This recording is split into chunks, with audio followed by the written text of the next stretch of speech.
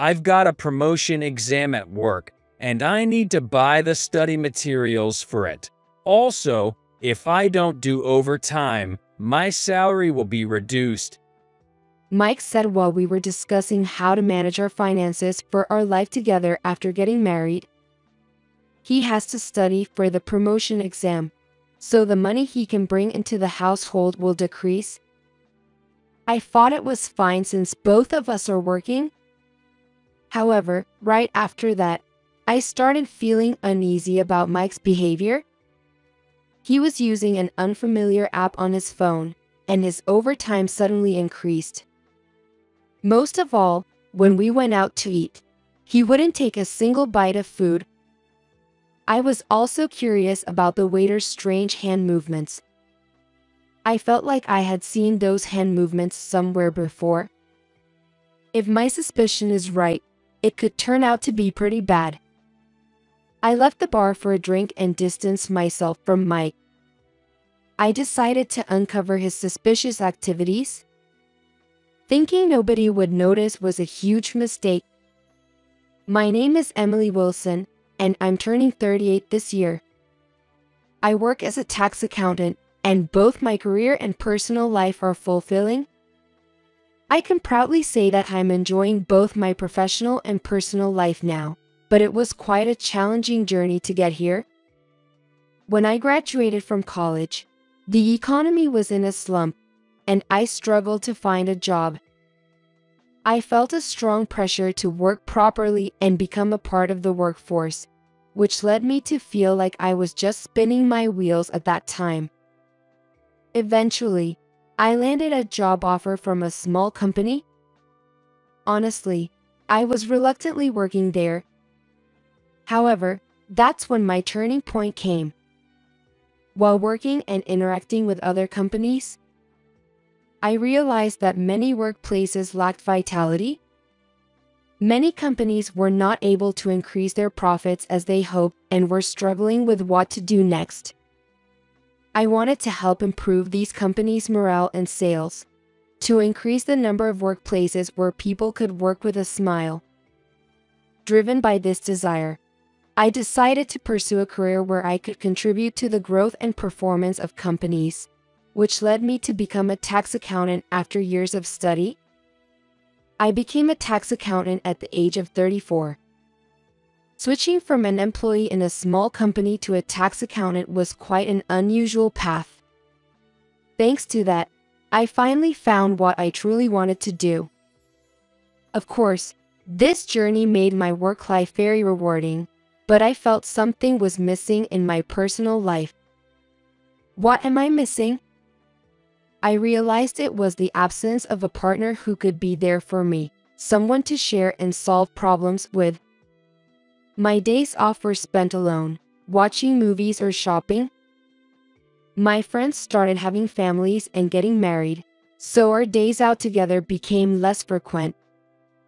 While I do enjoy my alone time, I can't help but think how wonderful it would be to share these moments with someone special. At my friend's suggestion, I signed up for a dating site app.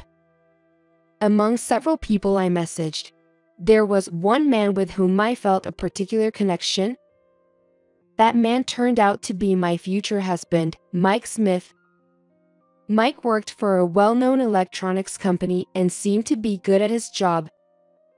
Our message exchanges were smooth and effortless, which left a good impression on me. When we first met in person, I could easily picture myself being with him. Nice to meet you. Nice to meet you too, but it doesn't really feel like the first time since we've been messaging on the app, right? True, it almost feels like we've known each other for a long time. Was this what having the right chemistry felt like? Our conversation flowed naturally, both in tempo and content. I didn't know being in a relaxed relationship could feel this comfortable. And Mike was very suave, which I found appealing. You might be surprised since we've just met, but I would like to date you with the intention of getting married, Emily.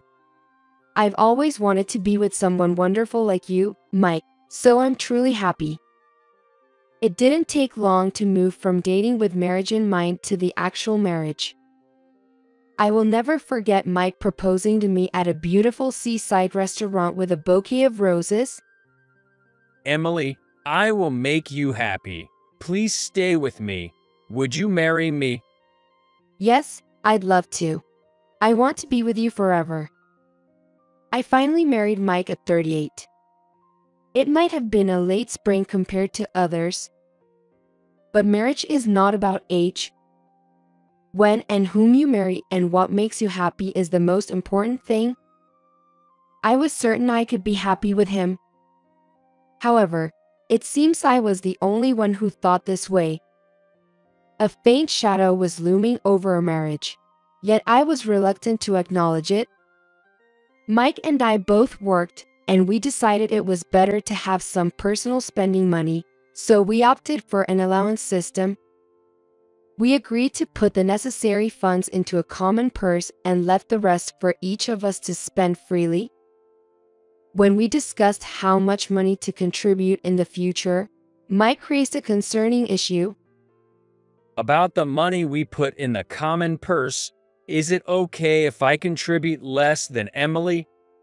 What do you mean? If you don't mind, can I ask why? Then, hesitantly but finally, Mike spoke up. There's a promotion exam at work coming up, and I need to buy materials for it. Also, if I leave work without doing overtime, my salary will be reduced. Though, I see. Preparing for a promotion exam while working must be tough indeed. I understand. I'll help in any way I can. Really? That's so like you, Emily. Mike exclaimed with a clap of his hands. Of course, it's an important exam for your future career. I want you to be able to give it your best. I remembered the mental struggle I had when I was preparing for my tax accountant exam. Having quit my job to focus on studying at that time, I could imagine how difficult it must be to study for an exam while working. Don't worry about the money. Focus on preparing for your promotion exam, Mike. Thank you. You're amazing, Emily. So, when is the exam? It's in 8 months. It's a bit far off, but... As Mike expressed his relief at being able to focus on his studies, I reassured myself that this was the right thing to do. However, right after we agreed on this, Mike's work behavior drastically changed. What? You have a business trip the day after tomorrow? Right after we decided how much to contribute to our shared finances, his business trips for work suddenly increased. It can't be helped. It's a work assignment. But you need to prepare for the upcoming promotion exam, right? And yet, there are so many business trips. Are you saying I should defy orders and not go on the business trip? Mike stared at me as he said that. It's not that. I just got worried. Then please don't interfere.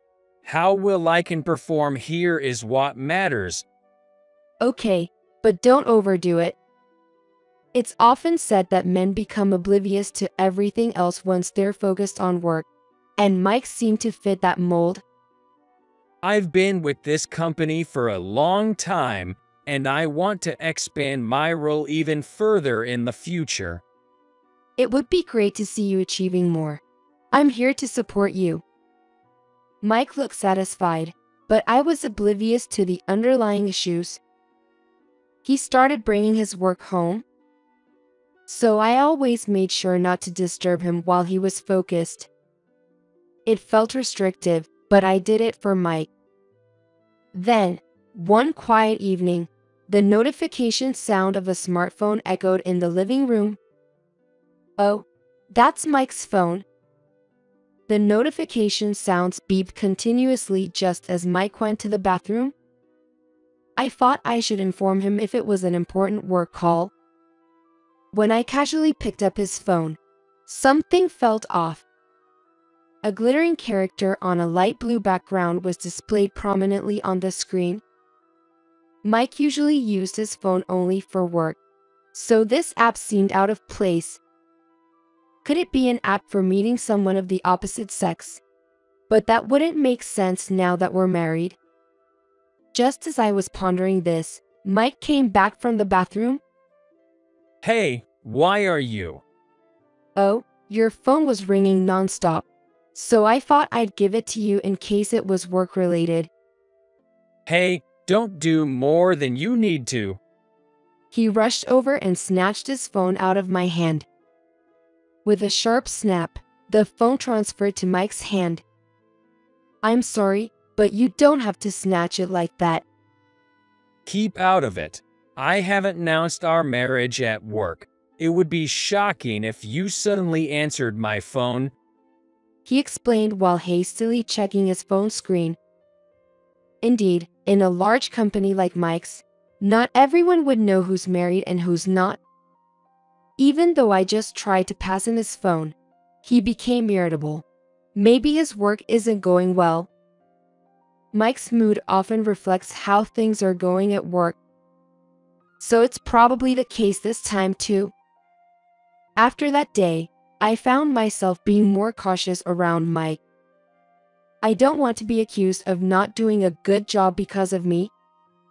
But then, perhaps noticing my concern, Mike approached me. Hey, are you free after work this Thursday?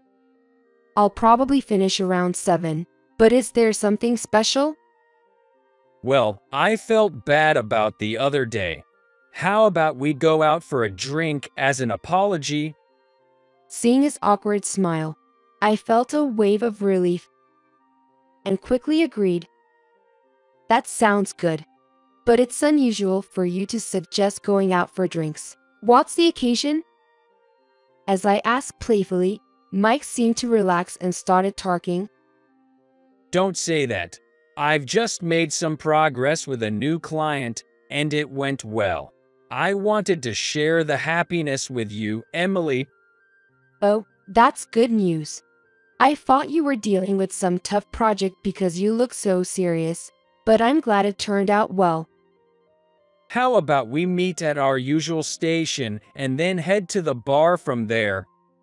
Before we got married, we used to visit various places and enjoy bar hopping. We both like having conversations without holding back and savor the pairing of drinks and snacks as a hobby. Lately, we hadn't had the chance to explore new places due to our busy schedules, but this seemed like the perfect opportunity. With frequent changes in the shops around our memory-filled station, we might discover some interesting new spots. I was really looking forward to the day of our date.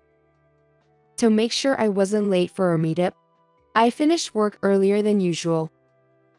I remembered how we used to go bar hopping in this area before we got married. I was excited to remember that. We always chose a place based on our mood at the moment, making each visit unique. Hey, over here. So, where shall we go today? As we walked side by side through the bustling streets, a particular sign caught my attention. The decoration was modest, but each piece of ornamentation seemed sophisticated. The tile work was also delicately patterned, exuding a sense of style. The sign marked open-listed delicious-sounding dishes and the bartender's recommendations, handwritten with care. It appeared that the bartender's favorite drinks were on offer today. Seeing it for the first time, I felt drawn to it. Hey, how about we try this place today? Although I had passed by here many times, the discovery filled me with joy. Really? This place? Shouldn't we check out a few others? There are plenty of bars around. But this place has a variety of drinks and dishes, and it looks stylish. It might be nice to try something different for a change.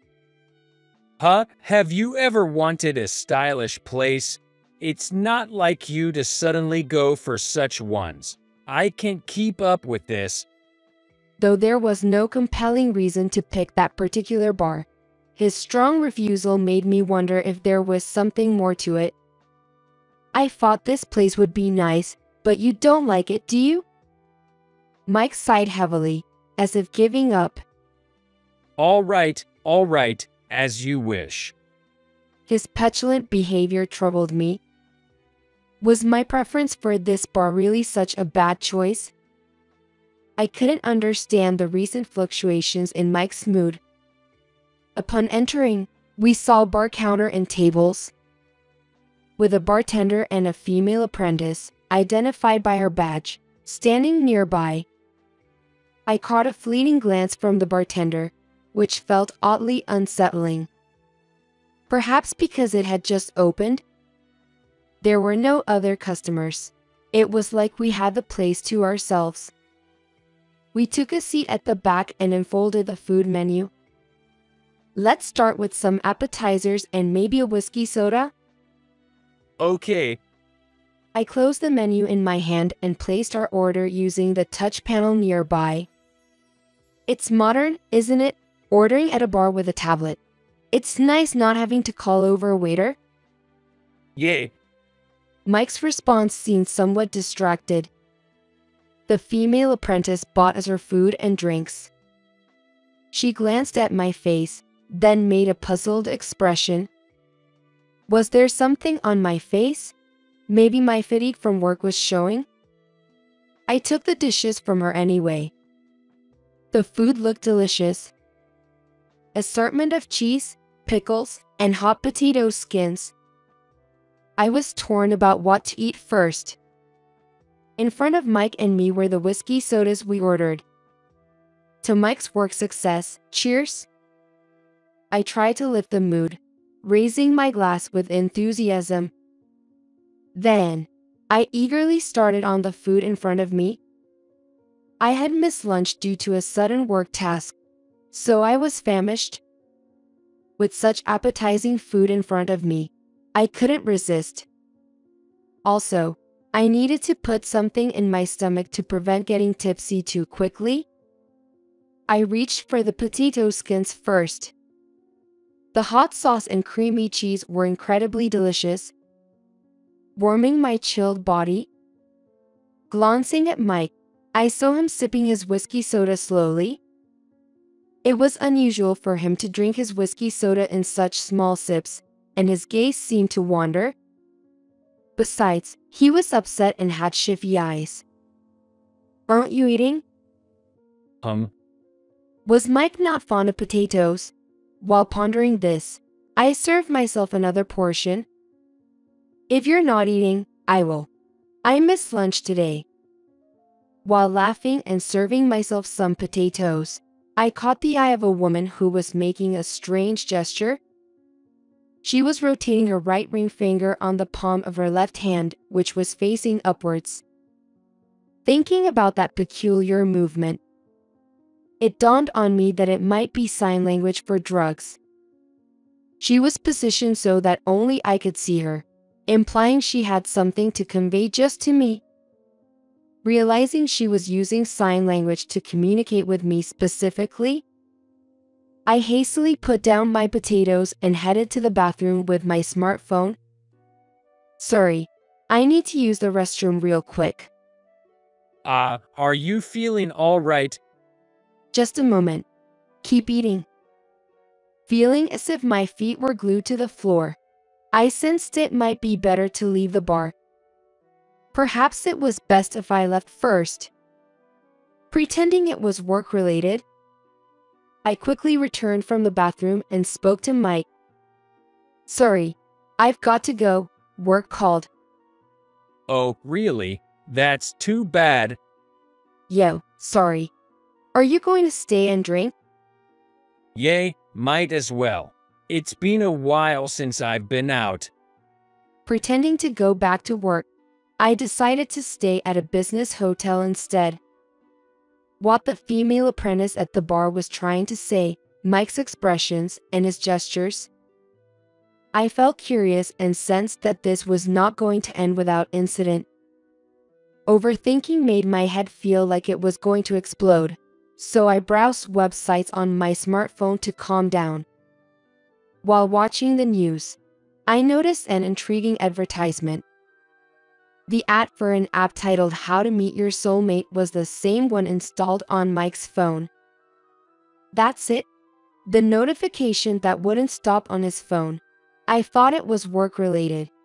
I instinctively covered my gaping mouth with both hands. Should a married person even keep a dating app installed? Moreover, I know these kinds of apps are all the rage now, being released one after another in city advertisements. Therefore, people wanting to meet others must be using multiple apps. Given Mike's personality, he would be seeking efficiency, probably juggling several apps. It seems unlikely that he would have just one app downloaded. I had a bad feeling, so I decided to check what kind of app it was. Then, I discovered numerous apps. Though it was just a glimpse, some seemed familiar, as if they were on Mike's phone. Mike is meticulous and detailed, so it's hard to imagine him leaving unused apps lying around. I downloaded an app that seemed to be the same as the one Mike was using and registered as a member. That light blue app briefly shone on Mike's phone. I registered my name and a simple profile and started using it immediately. If Mike was using this app, it might unveil his true nature. I told Mike that I couldn't finish work and stayed overnight at a business hotel, then went to work directly from there, executing my plan. The next day, I took a personal day off and ventured out from the hotel into the city. I bought a brown long-haired wig and a hat, then uploaded my profile picture. Crafting my profile information so as not to be recognized, I quickly started searching for matches. Narrowing down by location, age, and interests, the number of potential matches decreased. I put in the name of a game that Mike likes, and all at once the number of matches was limited. Though unexpected, as I looked through profiles and icons, I discovered one that seemed to be Mike and easily matched with him. To avoid being discovered, I exchanged messages with him. In the app, Mike talked about being single, working for a certain company, and enjoying soccer and barbecues on his days off. Clearly, he didn't realize he was talking to me. I confirmed that Mike was using the app to meet up, and I went on my next mission. On Friday night, after returning home, I placed a lost item tag in our car, used by both of us. Just to be sure, I also placed it in the pocket of my cardigan left in the car. Then, I returned home, acting as if nothing had happened. Given Mike's frequent use of dating apps, he probably wasn't just talking to one person. I'm home. Work was crazy after that. Do you have any plans for this weekend, Mike? I have to go out for work, so it doesn't look like I'll get the weekend off. Really? That sounds tough. There's a sale going on, so I plan to go shopping by myself. All right, have a good time. As I said it, I glanced at Mike heading to the shower with his phone in his hand. In fact, I already knew that Mike had been searching on the family computer for tourist spots in the neighboring town. He had looked up ferry schedules, a delicious bakery, parks with nighttime views, and even hotels. Moreover, his search history included "she's the one" gift and fifth date proposal lines, so the woman he was planning to date this time must be his true love. I decided to make my move the following weekend. Well, I'm going to work. You know, working on a day off is the worst. That's true. Then you have a good day. After seeing Mike drive away, I started my move to catch him in the act of cheating. I booked a room in the hotel Mike had searched for and first monitored his movements from there. The lost item tag's movement confirmed he was indeed heading to the neighboring town. I watched the pin move to the ferry terminal and a chic cafe. Tonight, at the park with a night view, would be where I'd confront him. It was easy to imagine him parking the car near the park to enjoy the night view. I waited until evening to go to the park and looked around. Then, a familiar car entered the parking lot. Mike and a woman I don't know got out of her car. Mike had his arm around the waist of the unfamiliar woman, escorting her to a spot with a good view of the night scene. After watching Mike and the woman walk away from the car, I got into the back seat. Crouched under the seat, I waited for the two to return. Soon, the satisfied pair returned from viewing the night scene. It was really beautiful. I'm thrilled to think about the wonderful night ahead with you, Mike said as he sat in the driver's seat. The woman, presumably his affair partner, took the passenger seat. I stood up from the back seat and put my hands around Mike's body like a hug. Hey, what's all this about? Mike turned around with a guilty look. Well, it's just that. So, you plan to propose to your girlfriend on the 5th date at this park with a view? Thought you could smoothly carry on with your affair? In the dim car, Mike's face drained of color. His pale face in the darkness was scarier than a ghost. You've been deceiving me and cheating? And you've been drugging drinks at the bar with your buddy bartender, haven't you? What? Why would say that? Mike was still flustered. Why? Want to know? At that moment, he fell silent, helpless. Your behavior at that bar was very weird. When I checked the reviews, there were several women who had gotten terribly drunk. That seemed odd because all the comments were from women. So what do you want from me? Mike still hasn't figured out his situation. He came out strong. Is that bartender your accomplice? He's quite the schemer. After visiting again, I spoke with a female apprentice who told me about the women you brought along. The women I brought? Yes, each time a different woman, all ending up barely able to walk, dead drunk. They say women get drunk faster than men, but isn't it strange to be that intoxicated at a bar? Mike bit his lip, at a loss for words. The woman working there thought it was just her imagination at first, but she began to see a pattern. She discreetly informed me. Just because someone got drunk while I was there, you suspect me? I was appalled by Mike's poor excuse. I pulled out a pen. It was the pen I had secretly placed in Mike's bag. This pen has a recording function. I turned it on, so it recorded what you talked about at the bar. You understand what this means, right? Mike's face turned pale. It was an expression I had never seen before. Without hesitation, I pressed the play button. The recording captured his gratitude for spiking the drinks to make them more intoxicating. I can't believe you did this. I can't trust you anymore. Overwhelmed by being called out, Mike reacted with furious anger. You should be grateful I married a leftover like you, sneaking around like some detective. Mike spat angrily, slamming his bag onto the ground. The woman next to him glared at me and said something outrageous. You're the one binding Mike, aren't you? It's because of your insidious actions that you're disliked. I would never do such things. The woman, who introduced herself as Julie, was obviously Mike's affair partner. She leaned close to him like a lover. And it's like a little puppy barking. I knew he was married, but I'm more suitable for him. His other women were just flings. I'm the one who will be happy with Mike. More suitable for him? He works at a manufacturing company and is about to get promoted. He said I could be a stay-at-home wife, and he'd make the best husband. She is a worker, but she doesn't seem to think about it. She was unaware of her mistake.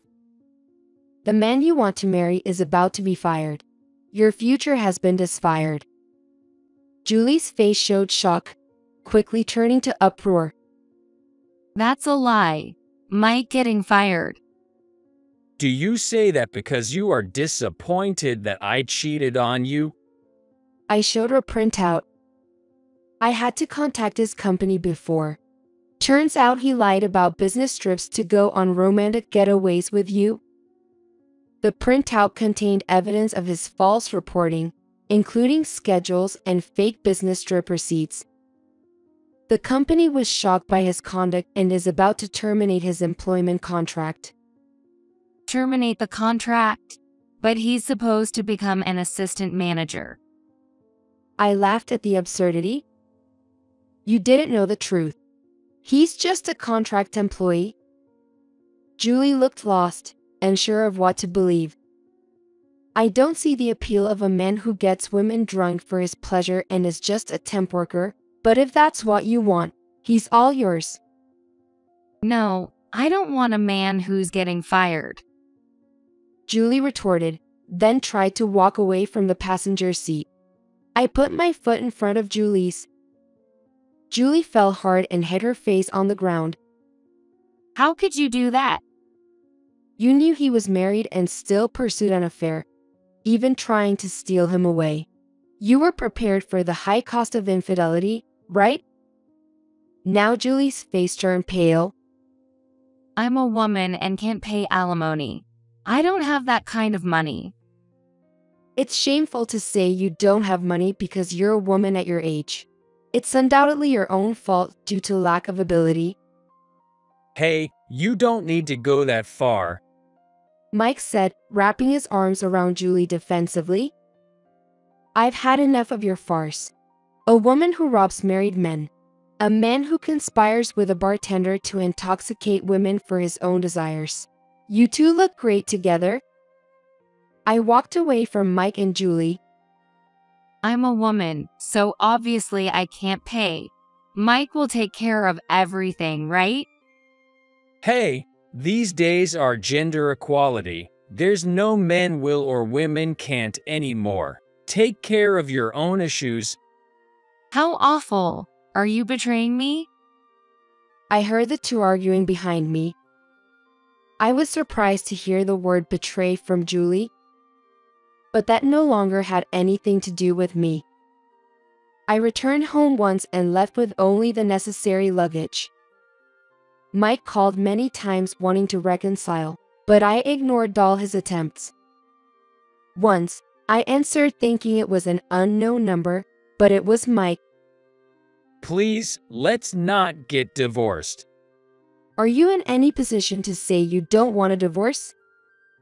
But I can't live if we divorce now. Wait until I find another job. I sighed heavily. You want me to support you until you're reemployed? No way. Cry to your mistress. Then Mike yelled in desperation. I can't do something that pathetic. But I was not one to be intimidated. Pathetic? Who's the one that did such pathetic things to me? Mike fell silent. Anyway, I'll have my lawyer contact you. I was able to claim alimony through the lawyer. However, since Mike was jobless after contract termination, his parents had to cover for him. Now, he's working hard at a construction site from morning till night, as introduced by his parents.